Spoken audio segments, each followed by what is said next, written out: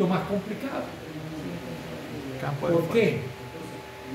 Porque el esfuerzo no solamente depende de qué componente deseo ver yo del mismo, sino de sobre cuál área actúa. ¿Pero por qué eso? Porque el esfuerzo es definido como fuerza por unidad de área. La fuerza es un vector que tiene componentes en X y Z. Y el área se puede orientar. ¿Cómo es eso? Pongamos que este es un área.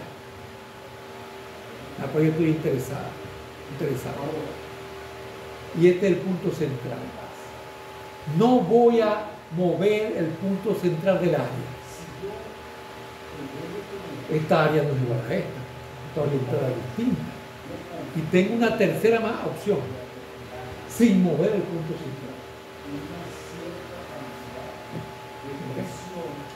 Puede ser infinitesimal el área, pero esto que hice sigue teniendo validez. Eso quiere decir que cuando yo diga fuerza sobre área, tengo que decir cuál área. No es la magnitud solamente, es la magnitud y la orientación. Entonces, un esfuerzo se describe de la siguiente manera. Yo tengo la fuerza que actúa sobre el área y esa fuerza la puedo dividir en una fuerza tangente, constante, y una fuerza normal. Si se trata de un fluido, esa fuerza normal usualmente la llamamos presión. A su vez, yo puedo dividir esta fuerza tangente en dos componentes. Pero todo eso que he hecho cambiará completamente si yo cambio de orientación de esta área. Ahí se ve como horizontal, ¿verdad? El área, como si estuviera así. Ahí se ahora la pongo así. La fuerza tangente. Sin mover este punto, ¿ves? Sin mover este punto. Supongo que ese punto es este, donde tengo el dedo. Pero yo hago esto, no muevo el dedo. Ahí cambia la fuerza. Cambia todo. La fuerza tangente va a ser la Lo normal. que no va a cambiar ¿No? es... No, cambia todo, quiero decir. Pero lo que no va a cambiar es que yo la divido de la misma manera. Es normal, tangencial, Pero las magnitudes cambian. Y si yo uso la tercera opción, que sería esta, cambia todo otra vez. O sea que esa fuerza por unidad de área tiene 9 componentes, 3 por cada posible orientación. Aquí están las 9 componentes. ¿Ves? Si yo me imagino que ese cubo se reduce a un punto, al origen de coordenadas, entonces yo termino con, en ese punto, 9 componentes de esfuerzo. 3 normales y 6 cortantes. Ni más. Y nosotros vamos a tener que tomar en cuenta esfuerzo. Leamos lo que dice aquí abajo. El esfuerzo, y ahí dice cómo se acostumbra a denotar, es un tensor con 9 componentes. 6 cortantes, donde I es diferente a J, en la notación que está aquí. Y 3 normales, cuando I es J. Porque esa notación, I J me dice, una me dice cuál es la orientación del área. Y otra me dice cuál es la orientación de la componente de esfuerzo. Entonces, por ejemplo, cuando sea XX, significa que es un área que es normal al eje X. Y estoy mirando el esfuerzo que sigue a lo largo de él. Ese es normal. Por eso, cuando está repetido el índice, es normal. Cuando no está repetido y distinto a otra, es cortante. XX es normal. YY es normal. normal. ZZ es normal.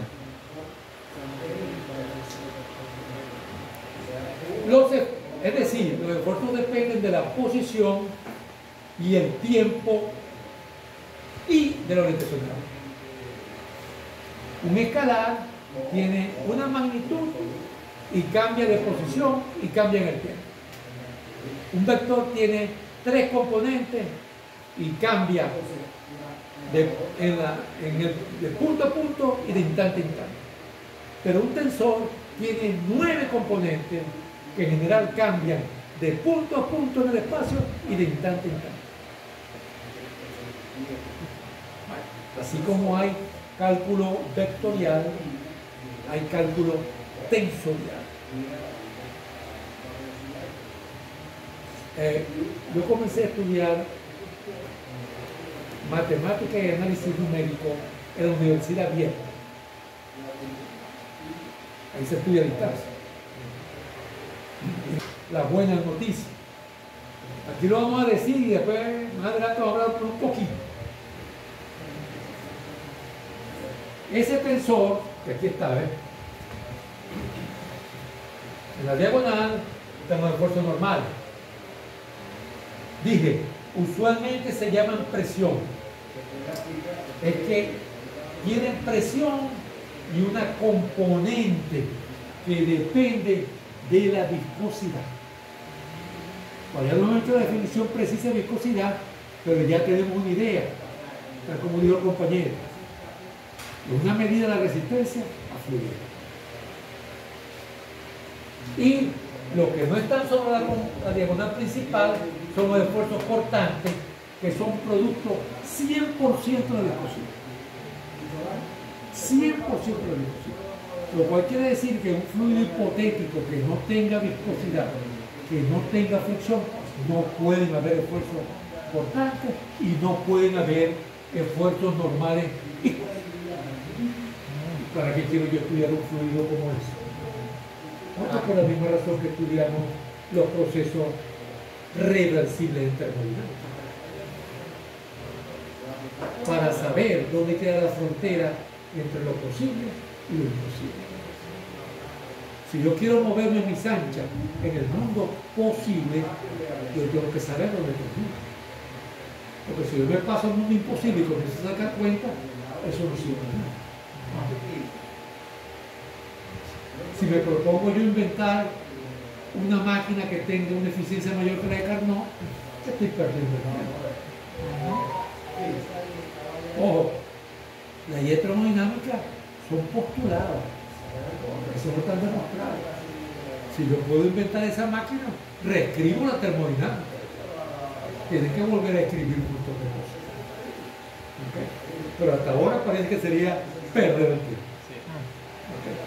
Entonces sí hay que estudiar fluidez. En ese caso el tensor de velocidad se transforma en presión solamente. Es como si fuera un escalón. Es como si fuera un escalón.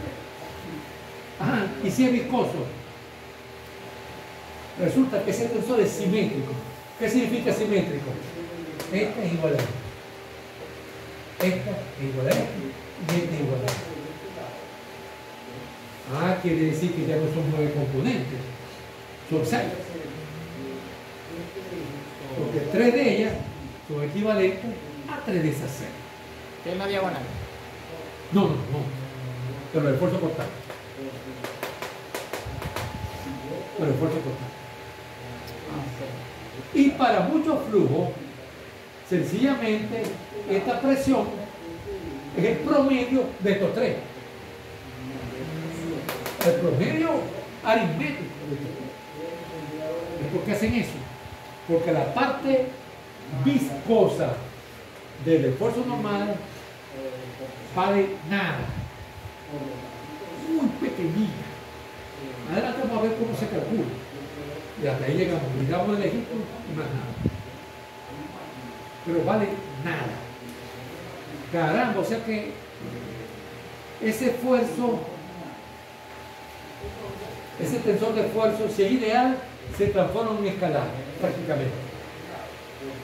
Y si es viscoso, se transforma en prácticamente 4.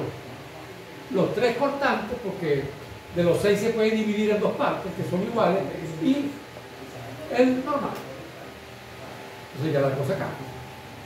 Ya la Profe, cosa cambia. el valor de la presión tiene que ser muy parecido al valor de las portantes, ¿verdad? Al valor, Al valor de los esfuerzos portantes. No, Para ¿verdad? nada. Para nada. ¿Y sabe por qué es fácil ver que no tiene por qué ser así? Suponte que tú tienes un tanque, una bombona de oxígeno o de un gas a bastante presión. No hay movimientos, ¿verdad? En ese gas. No puede haber esfuerzo. Porque el esfuerzo portante tiene que ver con fricción. Si no hay movimiento, ¿cómo hay fricción? Y ahí la presión puede ser altísima.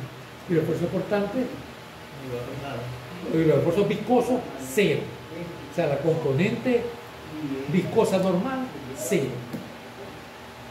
Entonces es una manera de ver fácilmente que no hay relación entre los dos. ¿Por qué podemos decir que el valor de la diagonal es casi Es cero? presión, menos P. Ajá. En esa diagonal queda prácticamente menos P. Ok. ¿Ok? Y estos dos serían iguales. Estos dos serían iguales y estos dos serían iguales. Conclusión, te quedan 4 numeritos. Y vamos a ver que todavía eso se reduce todavía más. ¿Ok? Bien. Bueno. Por ahora, eso es lo que vamos a hablar del esfuerzo como tal. Y más adelante lo vamos a cuantificar en su totalidad. Pero ahora vamos a hacer una cuantificación parcial. En el experimento tan simple de flujo entre dos placas, que por cierto se llama flujo Powell.